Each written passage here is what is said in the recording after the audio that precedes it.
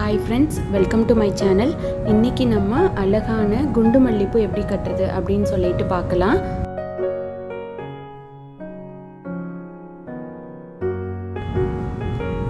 So இதுக்கு நீங்கள் இந்த மாதிரி பச்சை கலர் பூ கட்டுற நூல் வாங்கிக்கோங்க. அதுதான் கொஞ்சம் நல்லா எடுப்பாக இருக்கும், பூ அழகாக தெரியும். இப்போ அதனோட நுனியை இந்த மாதிரி ஒரு கையில் வச்சுட்டு மேலே ஒரு பூ கீழே ஒரு பூ வச்சு ஃபஸ்ட்டு ஒரு ரவுண்டு அப்படியே இந்த மாதிரி சுற்றி எடுத்துக்கோங்க. அடுத்து உங்களோட விரலில் அப்படியே ஒரு கரெக்டாக எக்ஸாக்டாக ஒரு ரவுண்டு மாதிரி இருக்கும், ஒரு சர்க்கிள் ஃபார்ம் பண்ணி அதை மேலே இருந்து உள்ளே போட்டு எடுத்தாலும் சரி, இல்லை கீழே இருந்து உள்ளே போட்டு எடுத்தாலும் சரி கரெக்டாக வரும். ஃபஸ்ட்டு கட் லாஸ்ட்டு கட்டை மட்டும் 2 வாட்டி அந்த மாதிரி கட்டிக்கோங்க. ஏன்னா குண்டுமல்லி அதனோட காம்பு கொஞ்சம் தடிமனாக இருக்கும், கலண்டுரும். அதனால 2 நாட் இந்த மாதிரி போட்டுக்கோங்க. ஸோ உங்களோட 2 விரலை அப்படியே ஒரு சுற்றினீங்க அப்படின்னா ஒரு சர்க்கிள் மாதிரி வரும். அது அப்படியே மேலே இருந்து சென்டரில் போட்டு இழுத்துக்கோங்க.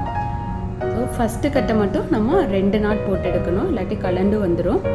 அடுத்து இதே மாதிரி மேலே ஒன்று கீழே ஒன்று வச்சுட்டு ஃபஸ்ட்டு கீழே நூல் எடுத்து ஒரு சர்க்கிள் போட்டுட்டு அடுத்து இப்போ 2 விரலை சேர்த்து பாருங்கள், ஒரு சுற்றிட்டோம். இப்போ 2 விரல் சேர்த்து பாருங்கள், ஒரு சர்க்கிள் ஃபார்ம் ஆகிடுச்சு.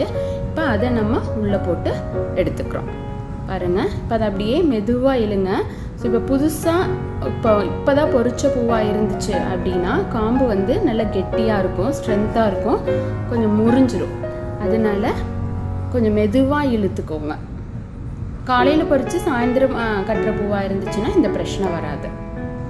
பாருங்கள், இதே மாதிரி மற்றதையும் கட்டி எடுத்துக்கோங்க.